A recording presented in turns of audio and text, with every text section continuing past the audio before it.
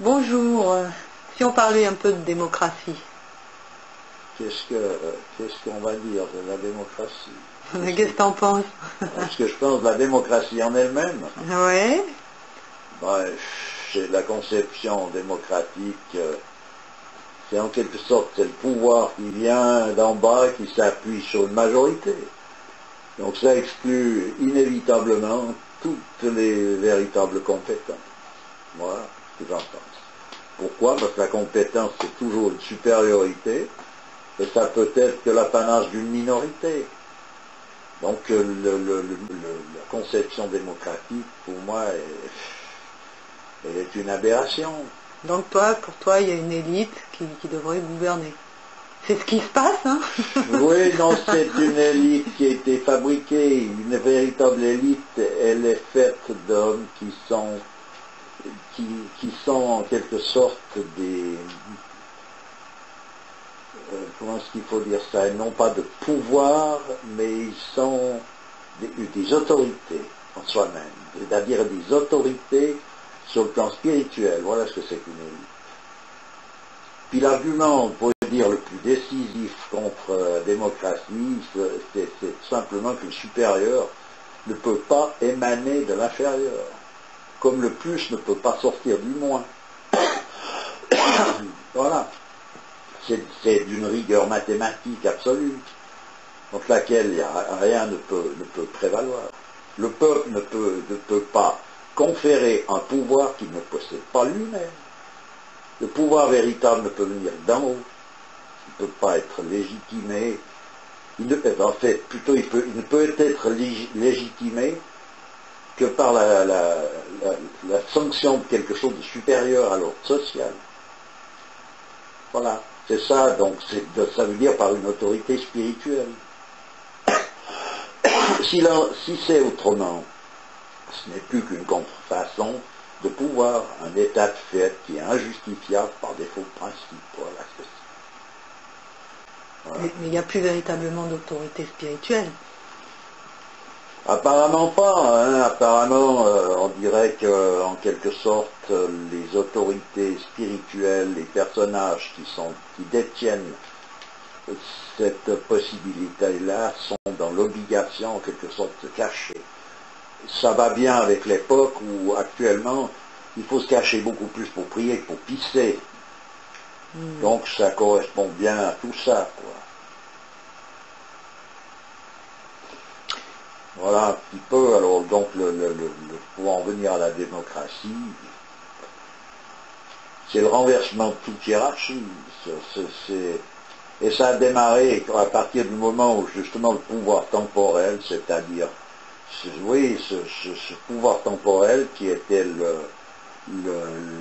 tenu par des hommes qui réglaient les affaires sociales, a voulu se rendre indépendant de l'autorité spirituelle, puis ensuite de ça, de se subordonner cette autorité pour servir à des fins politiques.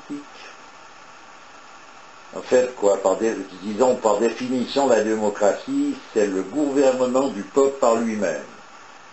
Ça voudrait dire en somme qu'un citoyen peut être souverain et sujet simultanément. Bon. Et ça, c'est pas possible.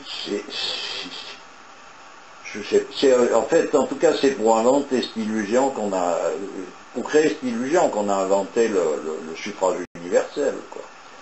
C'est l'opinion de la majorité qui est supposée faire la loi.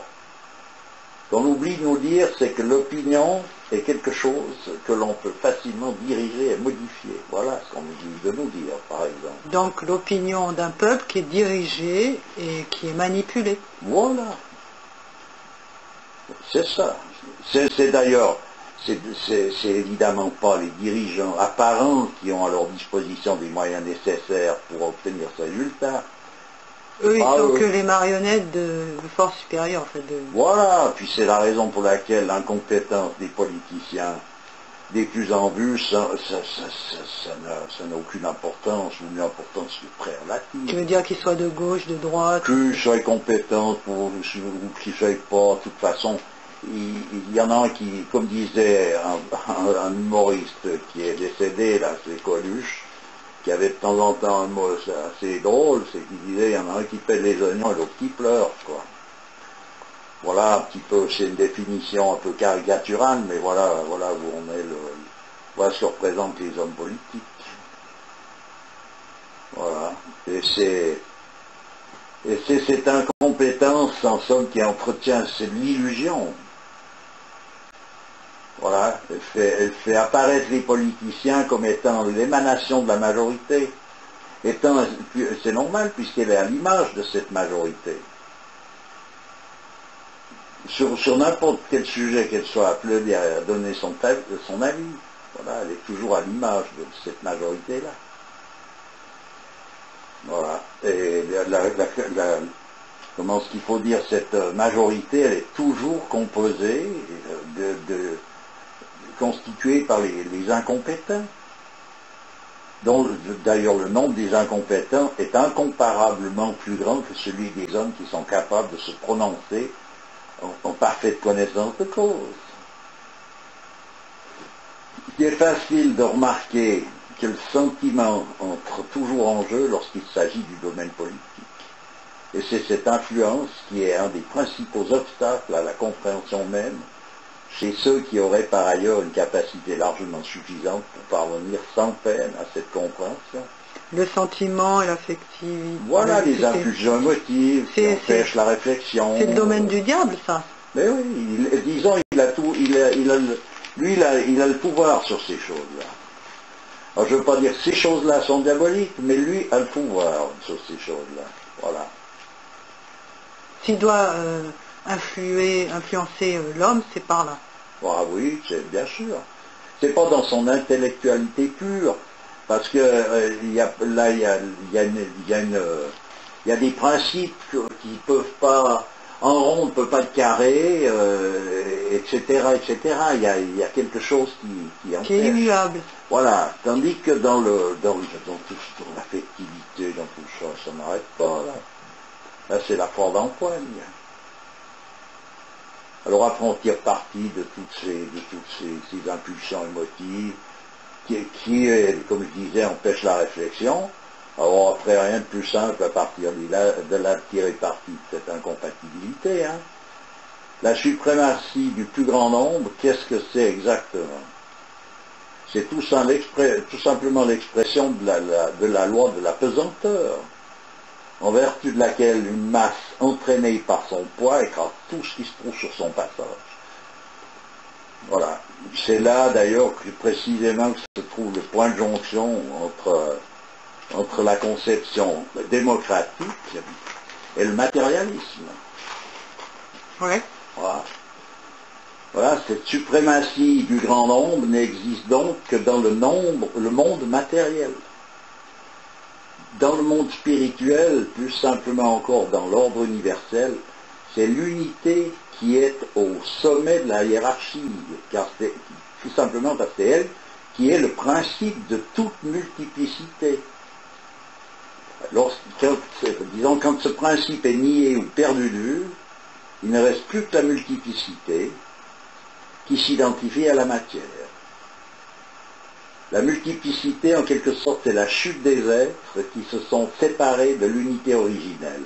Voilà, c'est ça la chute du paradis.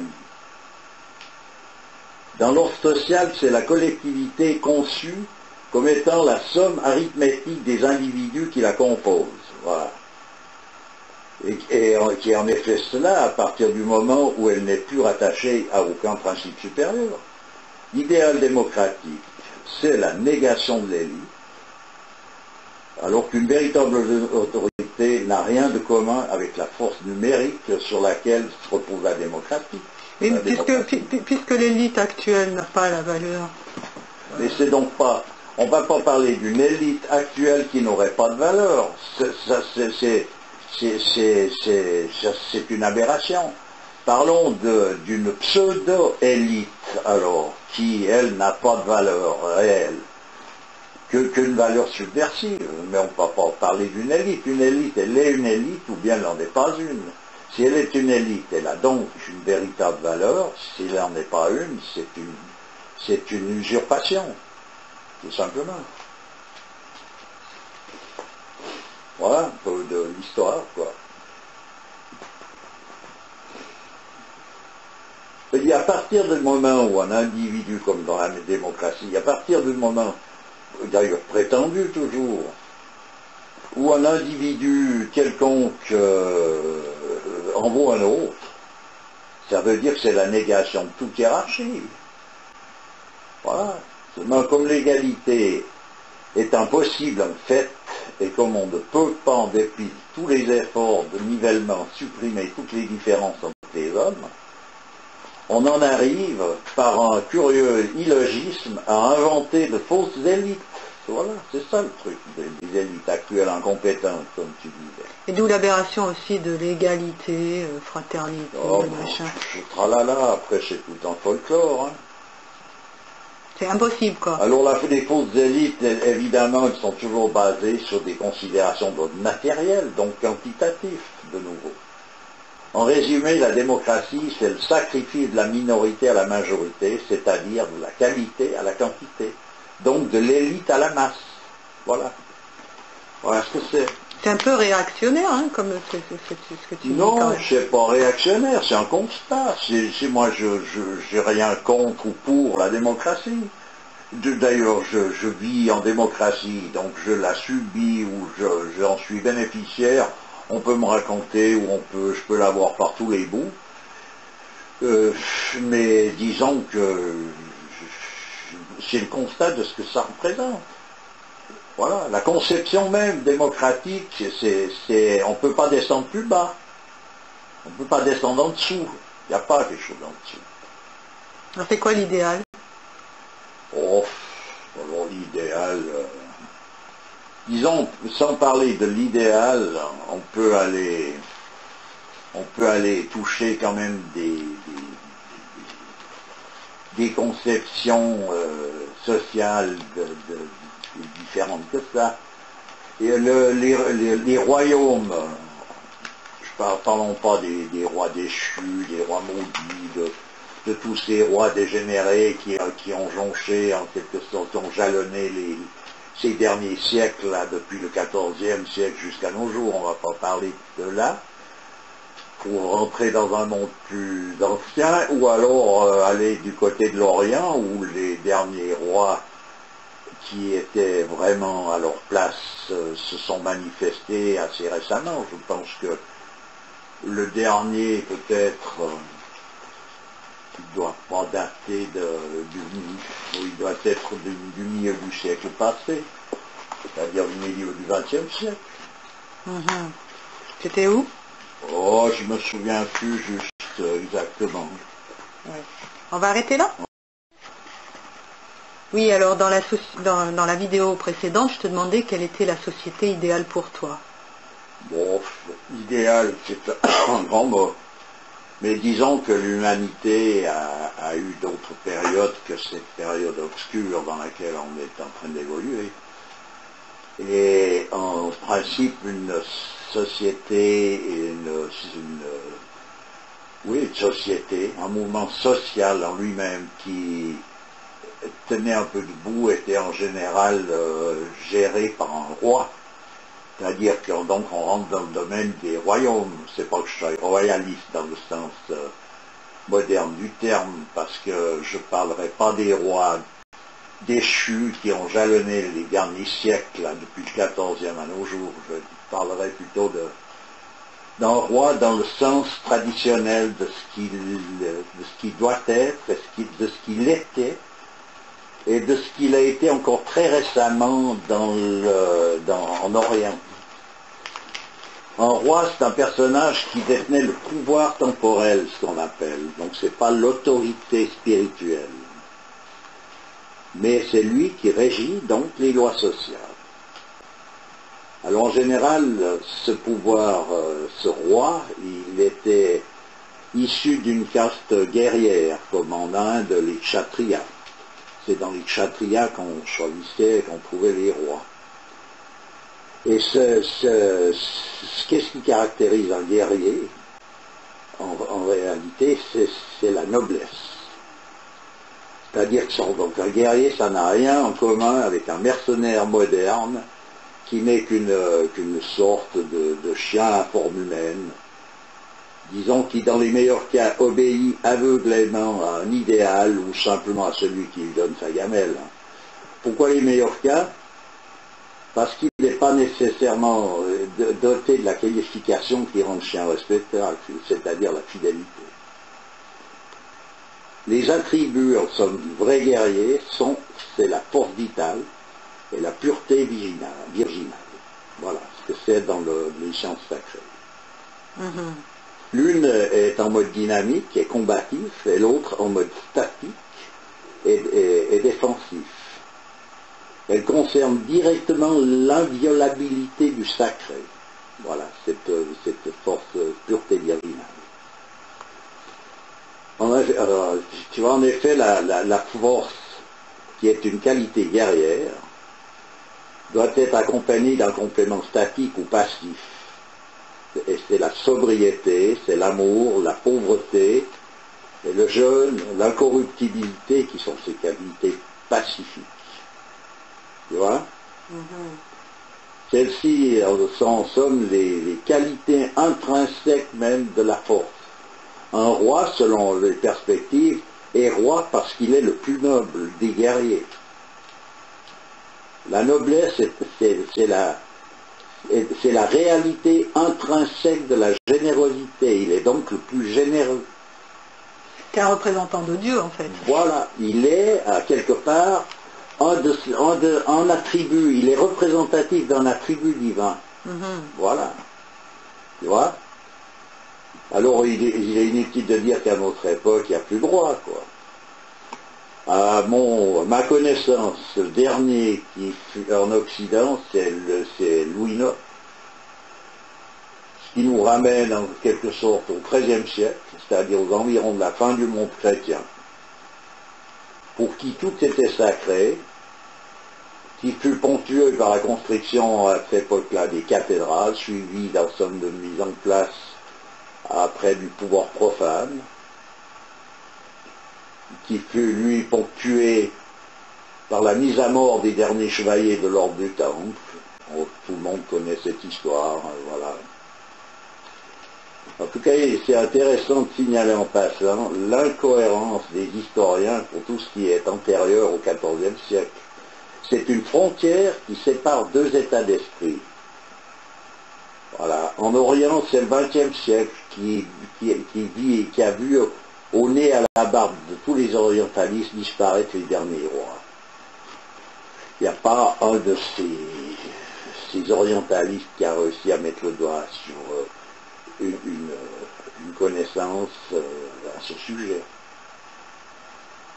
Et actuellement, les nations sont dans les mains de la plus rebutante des pègres, si on veut parler actuellement. L'absence de générosité et de noblesse n'est pas un handicap, mais plutôt une condition pour devenir chef d'État. Voilà. Un roi, il était le représentant du pouvoir temporel, ce qui veut dire que du plus petit au plus grand de ces sujets, leurs biens, les animaux, les végétaux, les minéraux, jusqu'au plus petit grain de sable lui appartenaient. Son éducation était faite par des savants qui représentaient, eux, l'autorité spirituelle. Il s'agissait d'une éducation donc rigoureuse. Il apprenait, comme tout lui appartenait, à prendre soin de tout, puisque tout est à lui. On est loin du despote qui est éduqué par des filous, représentant des plus dégoûtantes magouilles économiques, qui ne cherchent qu'à satisfaire un idéal hypothétique qui est toujours jonché de vices et surtout et avant tout à remplir son porte-monnaie. voilà un peu les différences qu'on peut avoir d'une époque à une autre, où on peut parler d'idéal. Des différences notables. Oui, les différences notables. Ah Et puis ce roi, à l'époque, disait, eh bien, à qui tout appartenait, et qui prenait soin de tout, ben, il y avait un moment où il sortirait à l'approche de la vieillesse, dans la solitude et le dénuement. Voilà. Il ne possédait donc plus que le strict nécessaire. Ce roi à qui tout avait appartenu se contentait d'une hutte, de quelques habits, il faisait lui-même sa lessive, il préparait des repas très frugales, qui étaient composés en général de fruits sauvages ou de quelques céréales qui provenaient de l'aumône. Voilà. La pauvreté dans ces civilisations n'était pas considérée donc comme une tare, mais plutôt comme une grâce réservée à une élite. On est loin du compte, après vraiment. Puis quand on regarde d'à peu près, c'est bien vrai que celui qui se contente du strict nécessaire est beaucoup plus libre que celui qui a besoin de tout un arsenal d'objets qu'il doit traîner comme autant de boulets, en somme. Voilà, il ne faut pas confondre évidemment la pauvreté avec le martyre que l'on fait subir actuellement à des populations à qui on vole tout, de façon à ce qu'il ne reste pour ces gens aucune autre issue que la mort. Et non, pour en venir à des chiffres, on sait, c'est actuellement de notoriété, tout le monde sait qu'il y a 100 000 personnes par jour qui meurent de faim dans le monde. Alors qu'on croule sous des monceaux de détritus de nourriture. C'est ce qui fait fonctionner les usines d'incinération, en somme. Voilà. Alors ici, il y a des rumeurs qui circulent et qui prétendent que toutes ces ignominies ont toujours existé. Eh bien, pour moi, je dis non. Ça n'a pas toujours existé. Car l'homme a toujours eu la possibilité de connaître sa véritable raison d'être. Et ce n'est pas parce qu'on baigne actuellement dans l'infamie, en somme, que l'homme ne s'est jamais comporté dignement. C'est impensable que l'homme qui est si désireux de paix ne se soit pas à un moment donné résigné à être ce qu'il doit être, c'est-à-dire l'élément central de la manifestation universelle. Oui, là tu parles de l'âge d'or. Oui, l'âge d'or. Non, je parle simplement de la conscience de ce que représente l'homme. Enfin, voilà, c'est un aperçu qui sont dans deux parties, c'est-à-dire... C'est bon. Ouais. Ben, je te remercie.